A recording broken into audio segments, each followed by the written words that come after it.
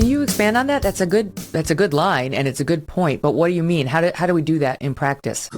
Well, I mean, the people, as it was noted at the time of the founding, they said this Constitution is only for a moral and religious people.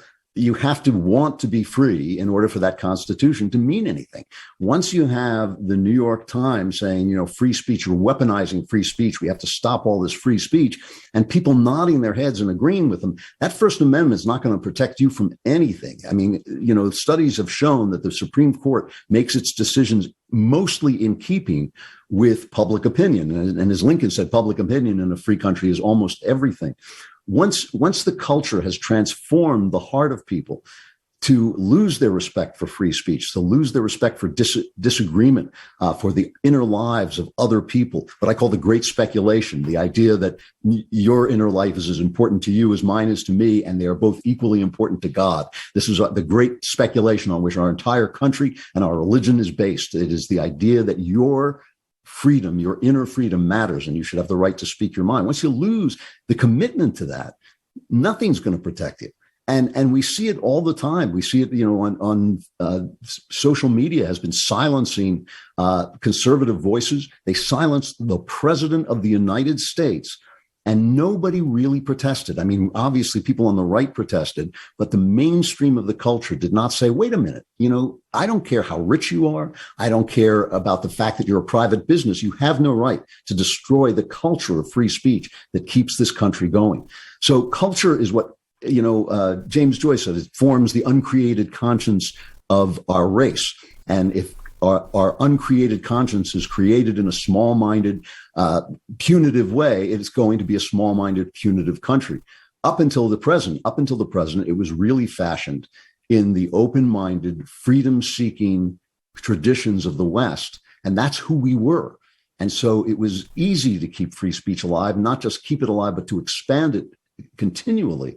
Now we're really fighting tooth and nail to keep that culture of free speech alive. And if people don't want to be free, how will you make them be free?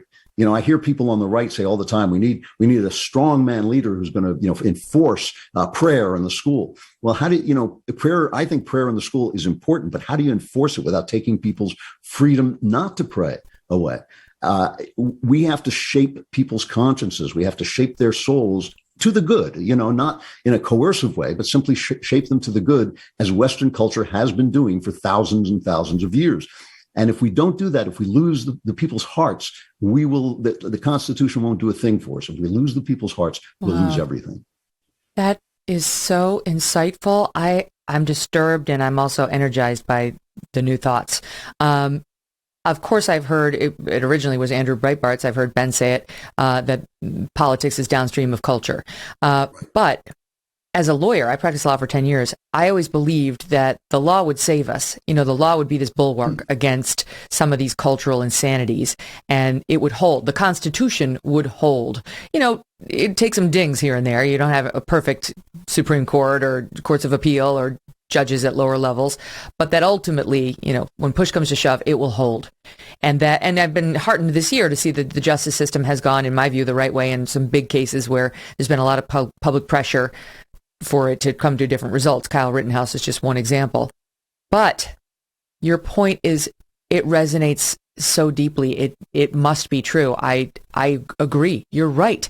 How can the court, Constitution notwithstanding, hold the line against a culture that, if it grows and grows and grows, it was 10% of the people, then it was 15% of the people, now it's growing. They're capturing institutions. They're capturing, of course, universities and the media and sports and major corporations now.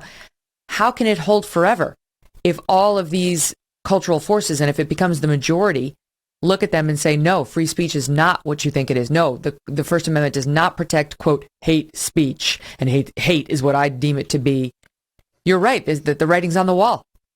Yeah, it is why the founders kept insisting that we had to be a religious and a moral people. It's because if you don't govern yourself, you literally can't govern yourself. If you don't govern yourself, you can't have self-government.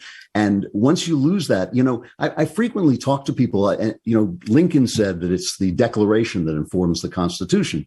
And that means that our rights are given to us. They're endowed in us by our creator. The government is simply there to protect our rights. It is instituted to protect our rights, but the rights are already there. The rights are there before the government gets there, and they are endowed in us by our creator.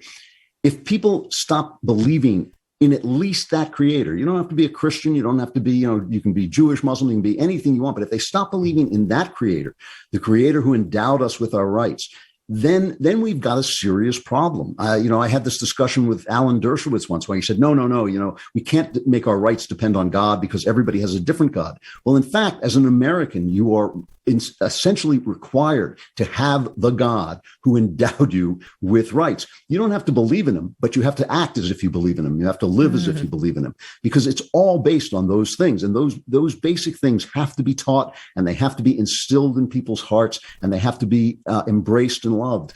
Or again, what's going to happen when the Supreme Court says, as you just said, if the Supreme Court says, well, free speech doesn't include hate speech, like saying, a woman is not a man when she wants to be a man, that's hate speech. That has to be eliminated. Well, who's going to stand up for that principle? Not the New York Times. They've already made it clear they're ready to get rid of free speech if it disagrees with them. So who's going to stand up for it? If not the people, if not a people trained and schooled and acculturated to freedom.